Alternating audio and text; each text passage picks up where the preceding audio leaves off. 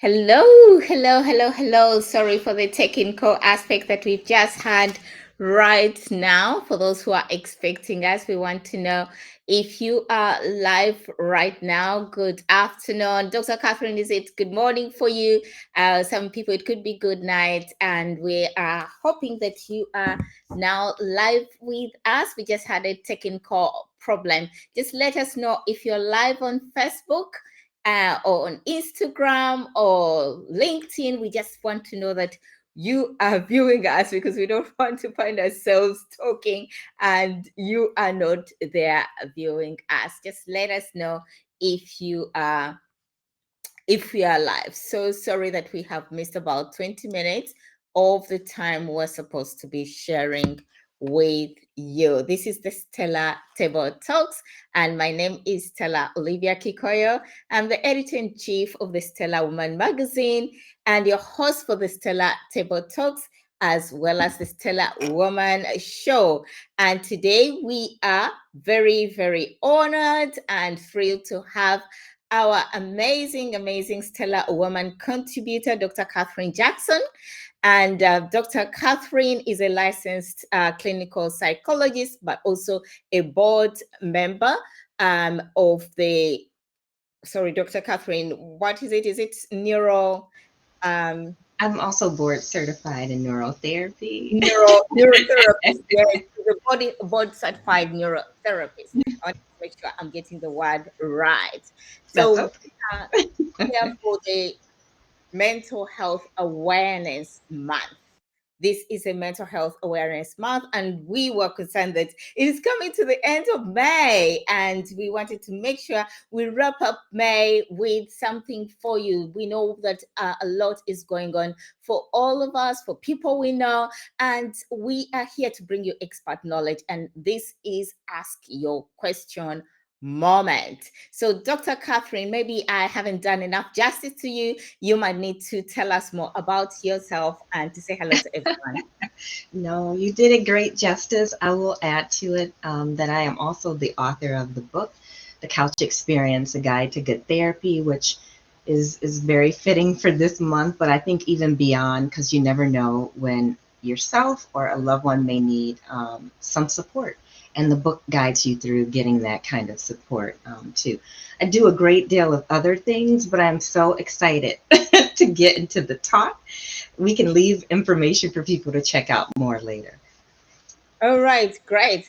So we're excited to have you, and we're calling for any questions that you might have regarding mental health, any perspective, or you might call it mental wellness. We want to make sure that you bring in all your questions and don't leave anything behind. It could be a question about a loved one, and it's still very, very much required and welcome. So, Dr. Catherine, we are going to kick it off by asking what does it mean to you when we talk about mental health wellness? What does that mean?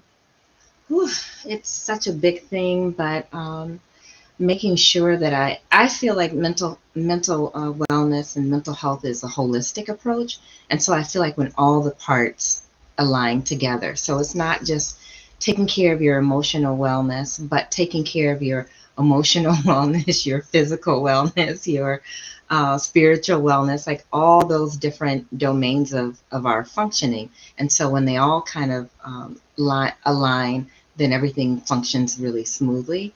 And when I think about what it means for me personally, and one of the things I tell a lot of the women that I work with is that when stress is really high, which we all go through, there's some just stressors in life. Um, when stress is high, then your self care should be even higher. It seems like what we do is the opposite in society, like in the world.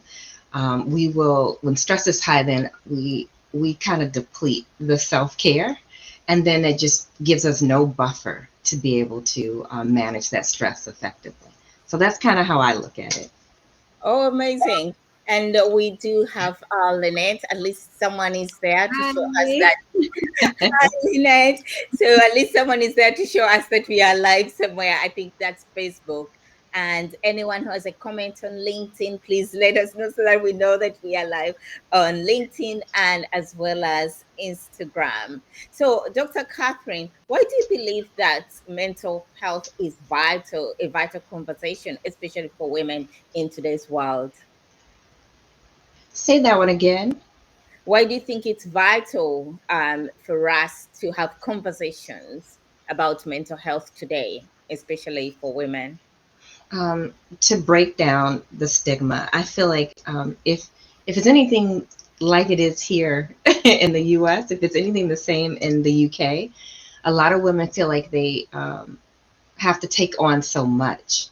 Maybe we've been conditioned to do it, not to say, no to anything, to say yes to everything, and to be pretty much superwoman.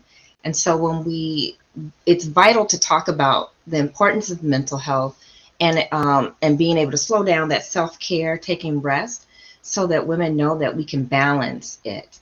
It's okay to do to do the great things, the work. Like I see you out there winning and killing it all the time. But it is also okay to rest and to take care of yourself so that when you do all those amazing things, then you can be much more effective at it. Very good, very good. That's a good one for women, and we need that assurance. Almost, we need that aside, not even from to us. There's a way people need to be told all the time to take that break and not to just go, go, go. And it's something that women do all the time.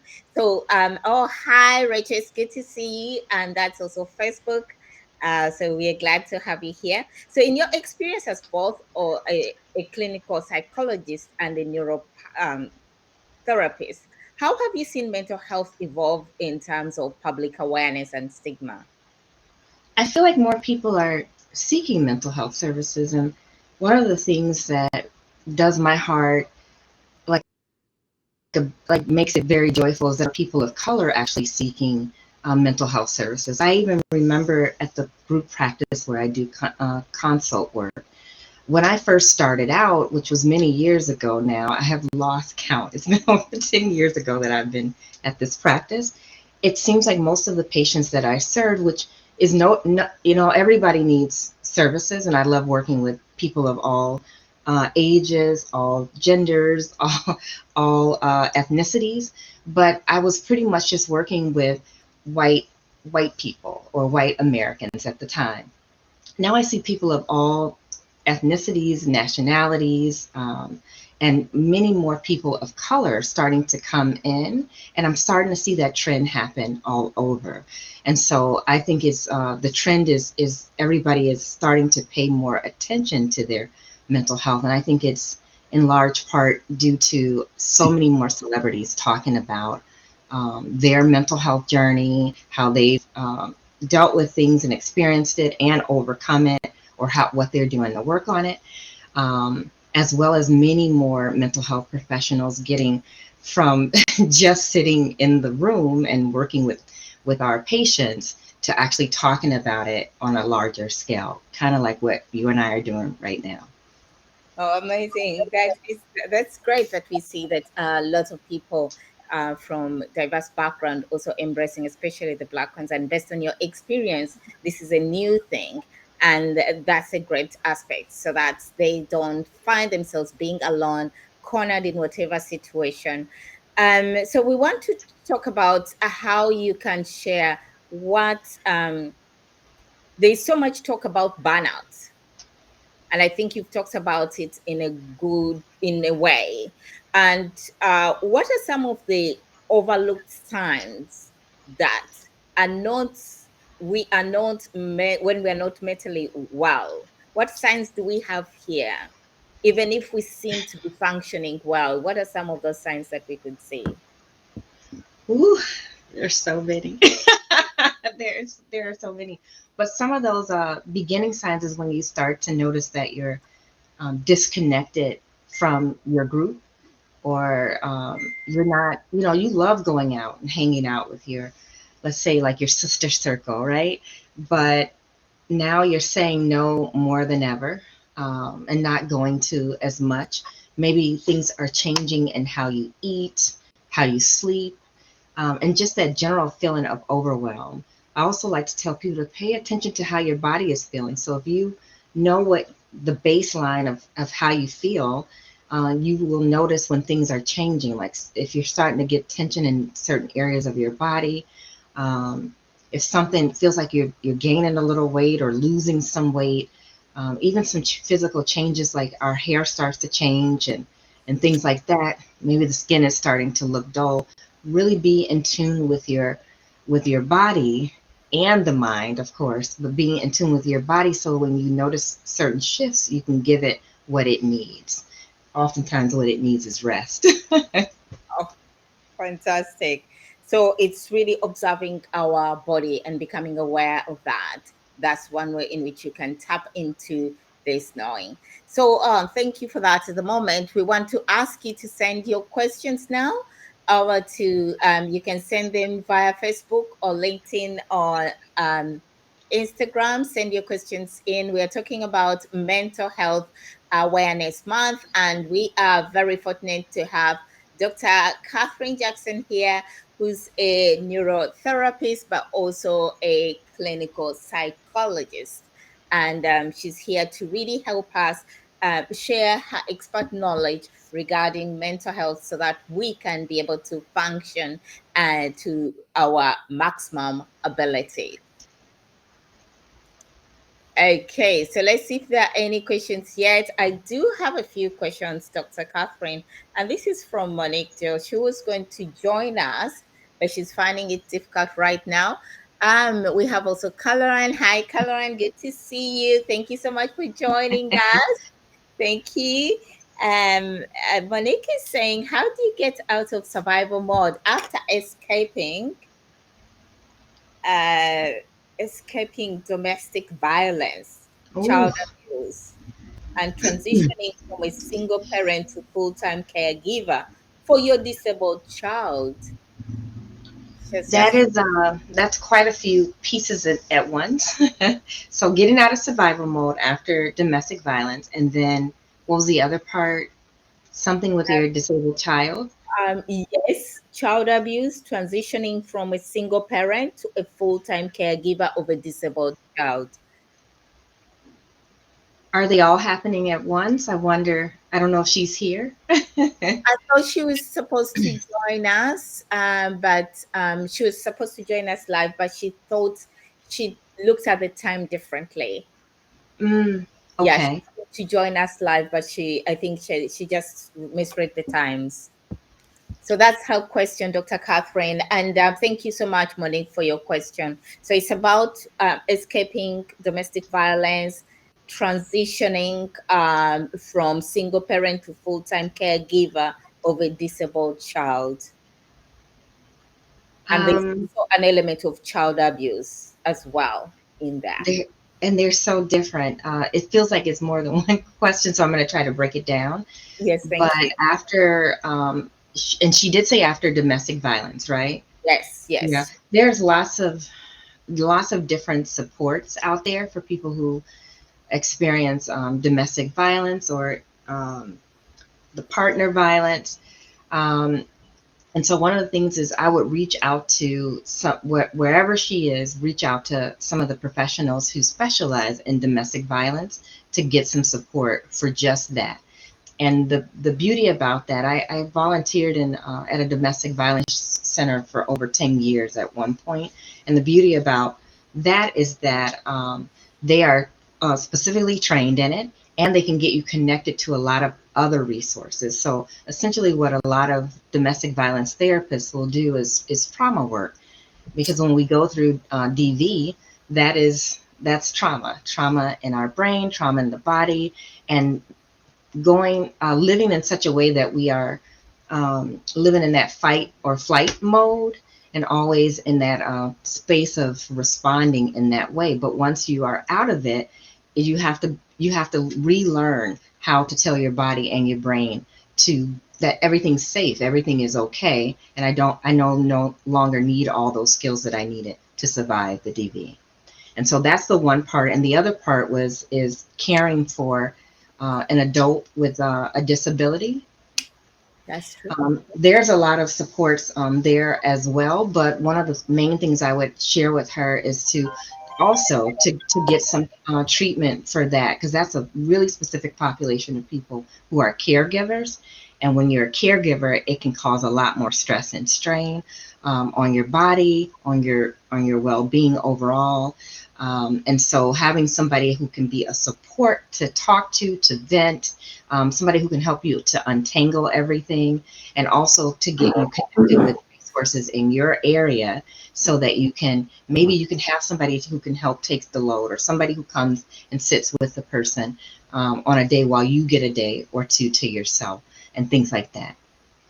Oh, thank you. Thank you for that. So I hope that has helped with Monique's question. Thank you, Monique. So looking for support is going to be very important in this aspect, but also looking for other form of support, especially the domestic violence units that are available, and Yes. also just having people around you, that can be really handy. And I definitely would say a lot about that, because with people who love us, they can shift us from moment to moment, and we find ourselves picking up better.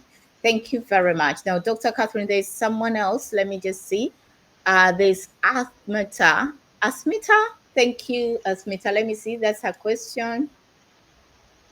Why does I think adult children do not bother to take care of their physical health? So as a mom of that adult child, I could see why you would feel really concerned. The unfortunate part is that you likely can't do a whole lot about it. They're an adult. But what you can do is to continue to love and care for them, and to suggest that they reach out for some support or some help. It sounds like sometimes when we're not taking care of our physical health, it can be a deeper issue. Whether it is a physical issue that's creating some mental, some changes in their mental wellness, or it's a mental wellness issue that has led to this physical lack of care, too. And so just continue to love on your child, and then try to support them with some resources. I would not be too pushy though. You can provide it, and you can lead your adult child to it, but they will take their time in deciding when and if they want um, to take you up on some of the suggestions. And if they have some support too, like a support system, and you are have access to them, I would talk to them as well to see if they can get through. Because sometimes as parents, you can say all the right things, and then somebody else says it, the exact same thing, and they can hear it better from somebody else. That's very, very. Is it that's so weird? Sometimes it's fine. You can get annoyed about it, but as long as the message is still delivered, the message you intended, Yeah. just be grateful that it is actually delivered and Yes. received, and leave it there. Yes. And if you're a praying woman, or a woman, like a spiritual woman, a woman of God, whatever it is that you practice, just you gotta put some of that in God's hands, to just trust that He's gonna lead the right person to give the message, and to do what needs to be done with your child. Amazing, amazing. Okay, so maybe we take it from her as well. Again, one more question from Asmata. Thank Oh, you for hold on, Stella. She said not being concerned, so it's not just like no hygiene, and it's still kind of the same answer from my, yeah. She said it's leading to concerns that your child may need surgery, and it's hard for her to see her child in pain. I'm sorry. I know we were going to move on okay. to and I wonder if the child would let you in, if you can accompany some doctor's appointments to see and be able to talk to the medical professionals, to see if they can talk and talk to the child. I don't know if it's a he or a she, so I'll just say he for now, because it's hard to keep saying the child. But so if he is, like, if you have a son and he's not caring for himself physically. You can see that he is in pain. Um, and you know it's hard for you to see that. If they will let you in enough to be able to accompany something, or maybe the next time they have a doctor's appointment, you went out to lunch, but then you are able to kind of get in there with them. I would try some things like that so that you can have a chance to talk to the doctors, because sometimes if somebody's neglecting their physical needs or their health in any way, they may not be telling the full truth to the doctors. And if you can have a chance to talk, or you can even sit down and have that direct conversation with your child, and ask if you can talk to the doctors to see what's going on and what else you guys can do for their wellness. I hope that helps. And if there's something else, because this one seems like it may take up even more time, and I know there are other questions, Yeah. I'm happy to answer more. You can find me on my website, which is drkatherinejackson.com. I'm happy to schedule more to try to talk some more through with you personally. Exactly. So thank you very much. So yes, we can always reach out to Dr. Catherine Jackson here. We'll leave the links behind. You can contact us in case of any problem, and we'll get in touch with her. And so we also have this question from Rachel. How does a wife keep her mental health when married to a narcissist partner that will probably never change their ways? That is a big one, and a big thing that's been on the rise, I think, since the pandemic, the narcissism, maybe because we were all in and trapped with each other. But um, it's the thing is, the narcissistic person is the one who really needs to Help. do more. But all of the things that they do falls off on you too. Mhm. I hate to say it this way again because I suggested it twice already, but I wonder if having some support, whether it's a support group or having one-on-one therapy, would give you a place to talk something like this through, and having different options. It is There's not a lot I could say to say do this and do that with a narcissistic person, because every time you step and move, they're just going to find another way to do something that's going to impact you, and to Mm, make it seem like you're the problem or you're the blame yeah. as well. And so this is an issue that you may want to untangle one-on-one with somebody, help with that too. I'm not sure what those groups would be in the particular area where you are. And I also think something that I said really early, before a lot of you came in onto the live, was trying to take some time for yourself. So making sure that you build up your social wellness. What's your connection to other people, healthy people? So maybe it's your girlfriends, maybe it's your some of your family members, like some of your sisters, some cousins, and getting out a little bit more so that you're reducing some of the time you are around and in the household with the narcissistic partner. Oh, yeah. Thank you for that. So I hope that can help. So thinking about that social network that you have, the social capital is very important at this point in time. Monique is there saying blessings all, and she's really now trying to see if she can get on. I don't know if she'll be able to get out of you. So we wanted to know also, Dr. Catherine, what role does the brain play in regulating emotions, and how can understanding of the neurology empower us in mental health? So there's so many different components of the brain. I'm going to focus on just like the brain waves today, but there are so many components to it. And so one of the things is that when we're feeling certain ways, we can be dysregulated in our brain functioning, where the brain waves like delta, alpha, theta, beta, and gamma can be dysregulated. And depending on what's dysregulated, too high or too low, suggests what is going on with us, whether it's anxiety or depression, things that look like trauma, or even ADHD. And so knowing the different brain and how they function, and how when they're dysregulated, how to kind of put them back into alignment, that can help us to feel better. So for me as a neurotherapist, working with the brain.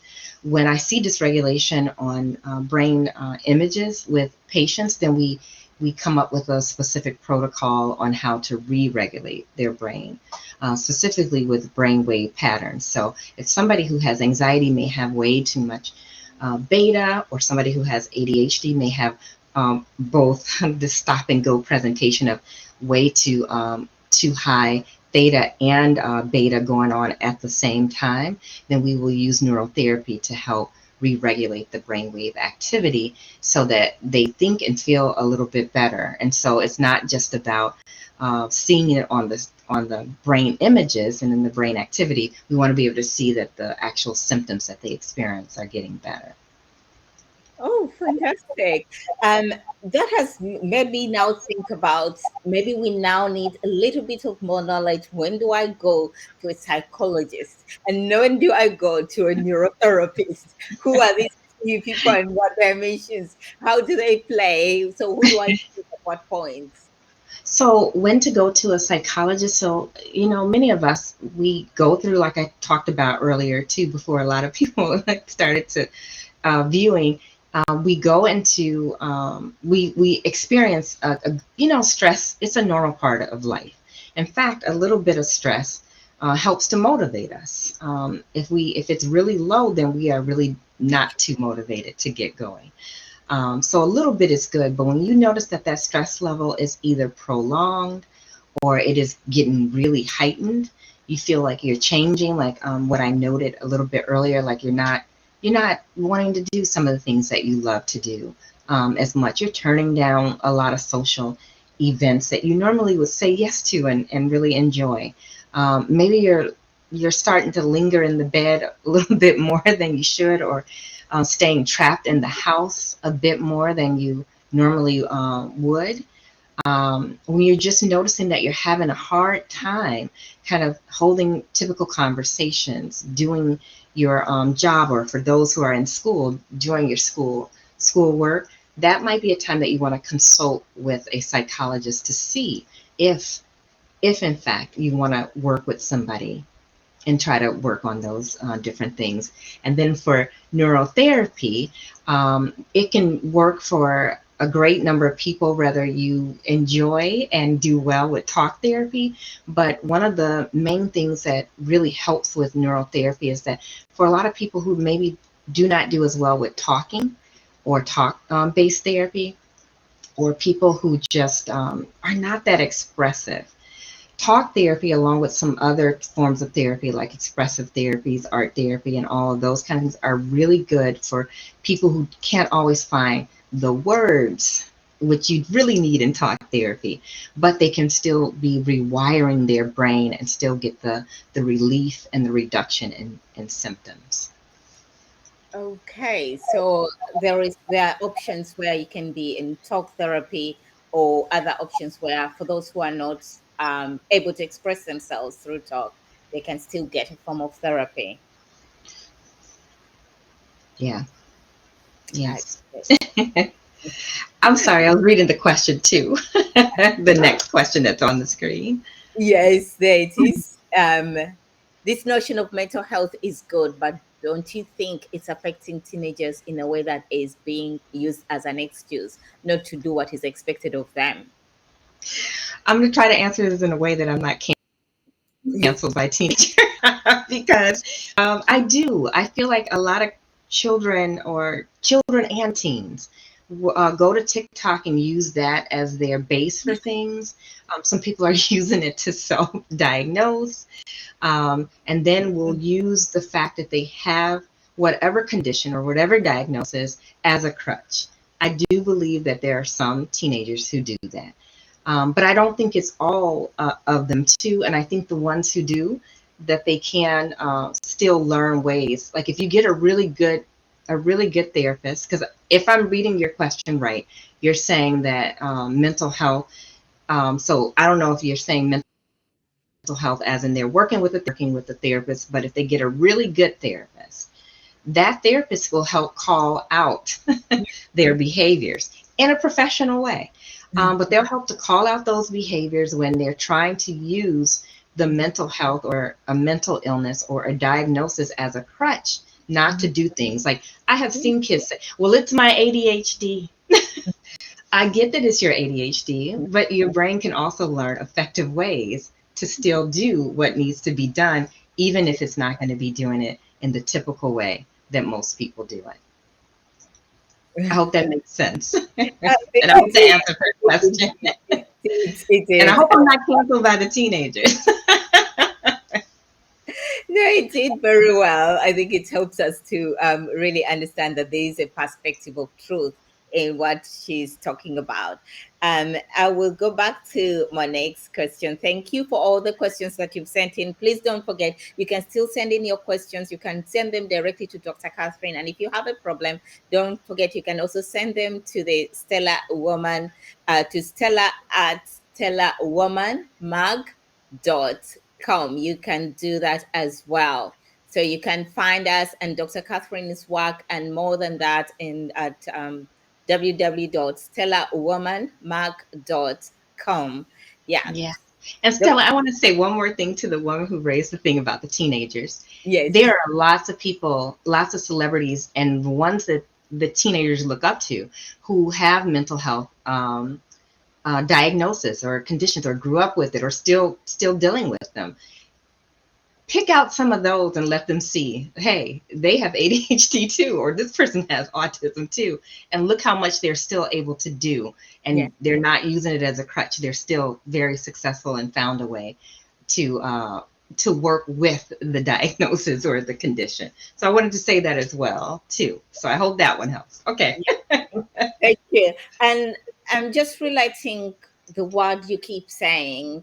They don't use it as a crutch. What is that? Yeah. Yeah. Yeah. What do Do you mean? not use it as a crutch. Because it's related to the, is it related to the book you wrote as well? Yes, and just something that I've just noticed. I even remembered when I was in training to become a psychologist, and I was working on learning all the different test protocols, and I was at my diagnostic practicum. So it was a whole bunch of school, just a whole bunch of school. So the lady who was my supervisor, I would do the testing, and then I would write up the reports. But then when we went to go talk about the results, she would always be the one to talk. And so I was like, okay, I would just be sitting back. I'm listening to her, I'm learning. But I used her as a crutch. It wasn't until she said, hey, I'm not going to be able to make it to that next feedback. So you're going to have to go over those results on your own. And I was like, oh my goodness. So I was using her as a crutch, but now I know how I do all the feedbacks on my own. I can do them in conjunction with somebody, but I can speak too, and I can do it. I think teenagers do the same thing. They hear that they have something, and maybe their initial reaction is to kind of turn inward, and they start to kind of plummet and just think, oh, I have ADHD, or oh, I have autism, or oh, I have anxiety, and they use that as their crutch to be like, I don't want to go because I have anxiety, it's too many people. But you will never get better with whatever is going on if you don't keep pushing yourself to step out there. Even if they go to the event for 5 minutes and say, I want to go home, but next time they're able to do 10 or 15 or 30, that's still better than nothing and just staying at home and using the diagnosis as a crutch. The crutch. Yes. Thank you for expanding that. Now, Monique also sent something in. I've been experiencing thoughts of death, fear of losing family members, especially my, I think, dad, ever since losing my grandma and sister 2 weeks apart, nearly 4 years ago. My mom passed away in 2008. How do I stop being bullied by death? That's how she raises it. She said she's having thoughts of death about losing family members. Death or fear of losing family members, especially the dad. And this is ever since she lost her grandma, her sister, and then mom.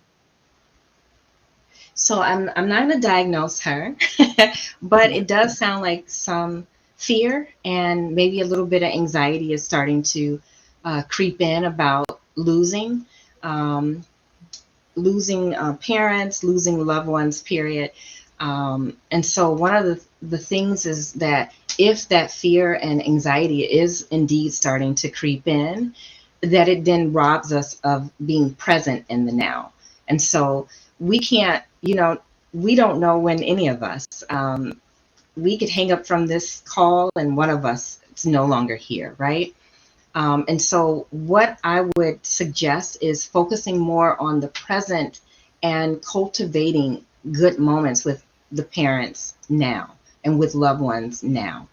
And with those thoughts, if they continue to kind of pop up, seeing if there's some kind of group where you can talk through these type of concerns, where we loved ones or working with older individuals, where you can talk through it and get some normalization on those fears, and how and learn from the other people in the group and how everybody is handling these kinds of fears too.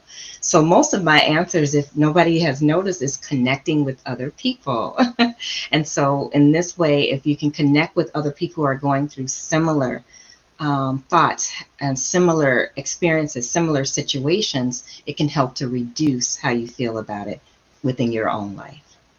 Okay, so this connection with people is very important, really ensuring that we're still the social animals that we are Yes. and And then benefit. I can't, Monique said community. Yes, community. I see it in the chat. She said Okay. community. And it's so interesting because what I learned becoming a psychologist, a lot of Western, I don't know if it's different over there, Stella, but a lot of Western psychology is more individual. But when we think about it, at least for people of color, we're more community based. And that's the way it was with a lot of our ancestors throughout the years. So reconnecting to the community can be so healing. Very good. Thank you. And thank you for those lovely questions. Now, Dr. Catherine, I think Monique also has one. I have tried, and I thought I better put it out. I have tried, I have had a hard time crying over tragedy. No, not that I don't care. About crying about tragedy. Yeah, tragedy. Okay. Not that I don't care. Perhaps I'm numb. But can you shed some light on this? Um, it will be hard to fully say without knowing how she functioned beforehand. Um, but I don't know that everybody has to cry when there's a tragedy. Sometimes we feel it in different ways. Maybe it's more of a thought, maybe it's more of quiet whispers too. But if you are numb, that's a whole other thing to look at how you were before any of the tragedies, and then notice how you're feeling now. And that's going to tell you if you're numb or not. And so I'm just going to say more of that community, reconnecting with community. But even more so than that, if you feel like something is getting kind of stuck and locked in with you, if you like anything, like if you can't express it in tears or you can't really express it in words, I wonder if you can express it in art, or can you express it in a written form if it can't be verbal. Does music help you? Trying to use some way to get to it and to try to get some of these things, to express some of these things so that they're not staying and living within your body and then possibly showing up in a different way. Oh, great.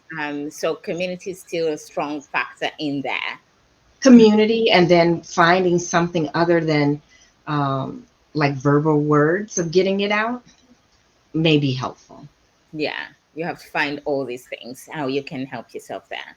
So, what's the one mental health myth you wish more people would challenge, especially in communities of color and in professional spaces? Say that one again. I missed the I just didn't catch your accent is beautiful, but I didn't catch the word.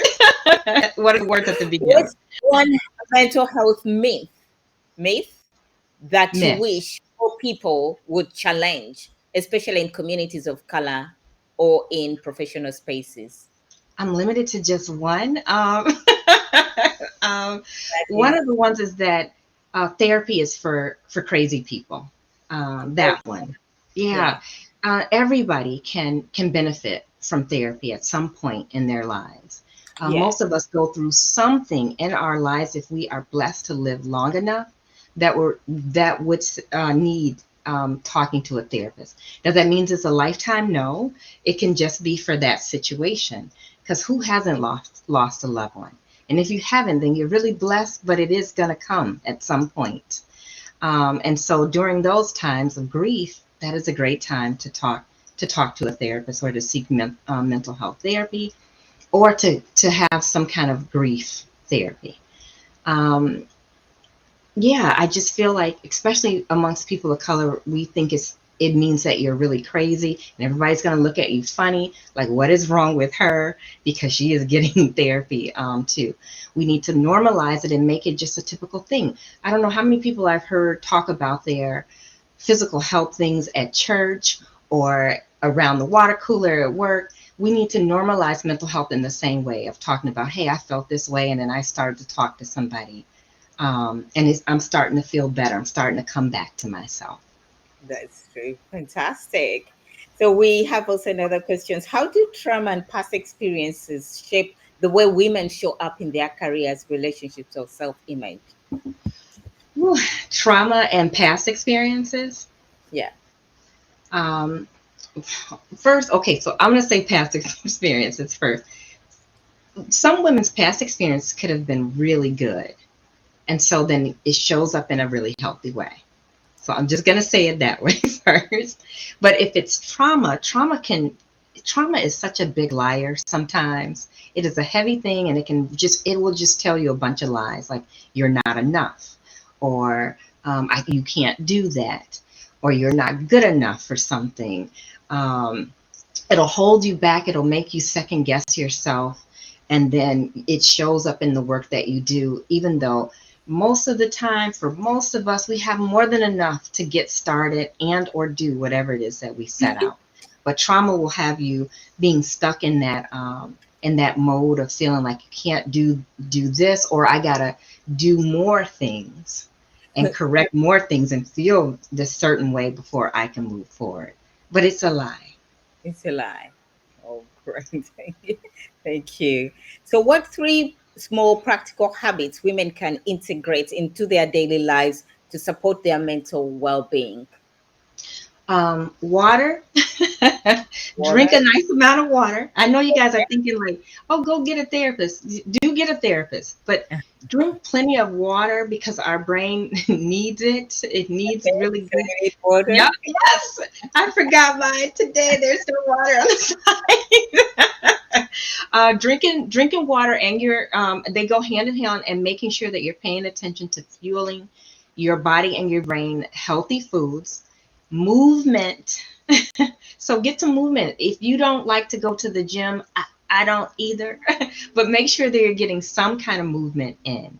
Yeah. And getting consistent movement in that's nice and vigorous. And then rest. We Rest. need rest. Yes. And it can come in whatever form that you want. It can be rest where it's a day that you're going to kind of lie around and maybe you're going to watch a lot of rom-com or whatever type of movies you like. Or maybe it's a rest day where you unplug and you're not going to be taking any phone calls. You're not doing social media, but you're going to be reading a lot of your favorite books. Maybe it's rest in the form of slowing down and listening to some of your favorite music. But making sure that you give your body some rest to just slow down and not be completely on the go all the time.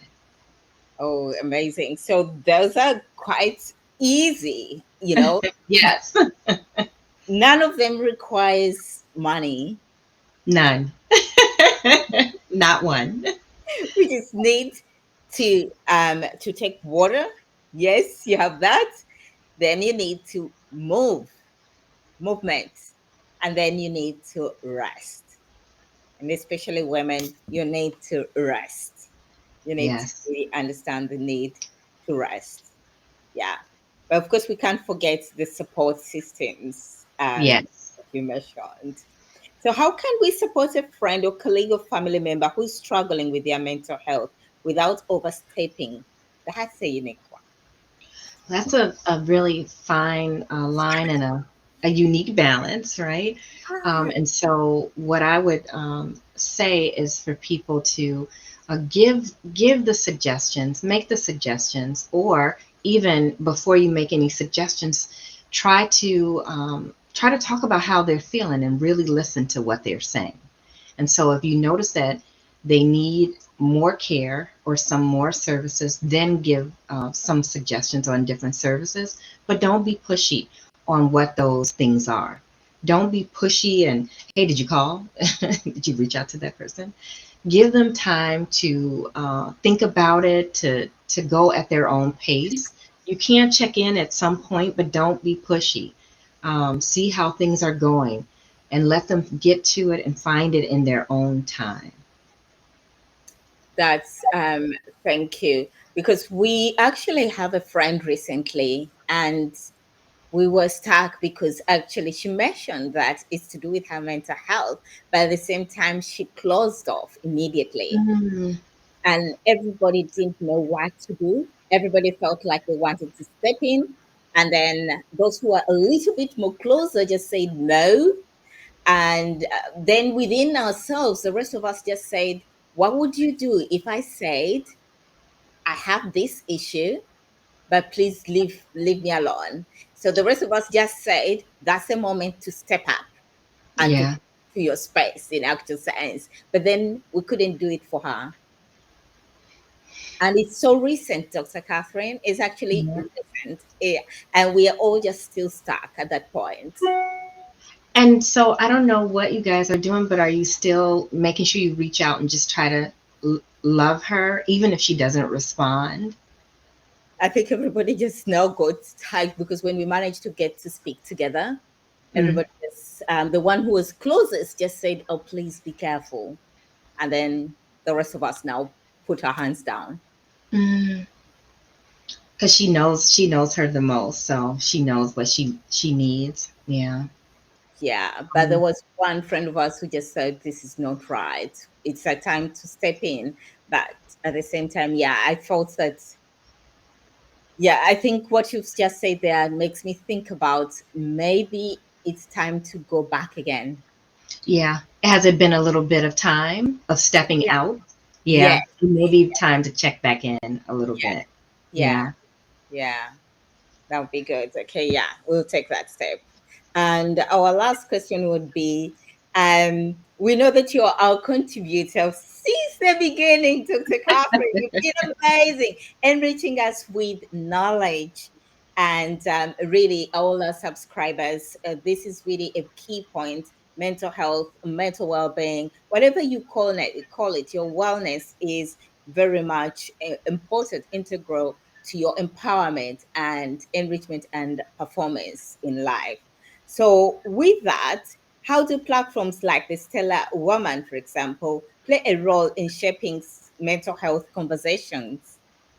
I mean, you have your Stella a table talk and so many other things. Even the magazine helps women because sometimes things are like I didn't say anything that was so huge when you asked what can women do, right?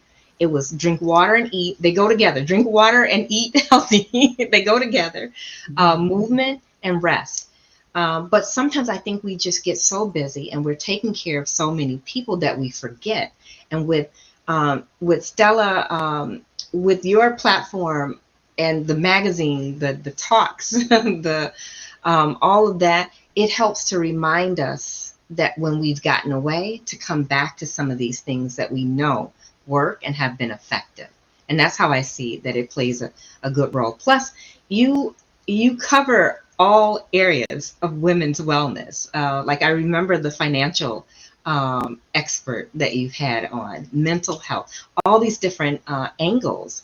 And so every woman can get something no matter where they are in their life. Let's say their mental wellness is great, right? But maybe they need a little help with the financial, maybe they need a little help with some social things. They can find all of that here in your platform. Yeah, great. Thank you so much. That's it. We're here to ensure that women are elevated. There's no woman who can be left behind, and you're making it possible. You are making it possible. It is your time, and you always give it generously. And we're really, really honored. And thank you so much. This is Dr. Catherine Jackson, and she is a licensed certified psychologist and a board member, no, a licensed clinical psychologist and a board certified neurotherapist. That's what Yes. she is. She's here to contribute expert knowledge. The reason why Stella Woman Magazine is here is to move knowledge from one woman to another, and it's expert knowledge because we know everyone is talking. People go to Google, but what are you picking up? We're here to bring you proper experts like Dr. Catherine to ensure that you get the knowledge that helps you move a needle in your life. We're grateful that you have been here with us. You have contributed endlessly. And thank you so much for all your questions. Don't forget to send them in or comments that you want to the Stella www.stellawomanmag.com. I mean, that's where you can find Dr. Catherine and anything else, but you can send your email to Stella at stellawomanmag.com. That's where you can send any comments. But Dr. Catherine, where can they find you? Where I'm can all over. I'm all over the internet on any place. If you just type in my name, I've been featured in a great deal of articles and podcasts and even on TV. But my website is drcatherinejackson.com. So it's my name with no period .com. And I'm also on Instagram at Dr. Catherine Jackson, on LinkedIn at Dr. Catherine Jackson, and on Facebook and X. I still want to call it Twitter, with this and TikTok at Dr. Catherine too. So I'm all over the web. I try to be there so that I can share different things about brain health and mental health and holistic well-being. Oh, amazing. Is there one last thing you want to give our listeners, those viewers, people who have been watching? So if we got one takeaway for the day, and I feel like it was the common theme thread throughout everything, is to, if you're not already really cultivating your social network, to get back to reconnecting with your social. And if it's already strong, still schedule something else, like something else to get that joy going and that connection with your people, with your tribe, with your circle. It will really help a lot. And it's nice, even when Stella brought it up earlier, when something's going on, a lot of times your people will see that first, even sometimes before you.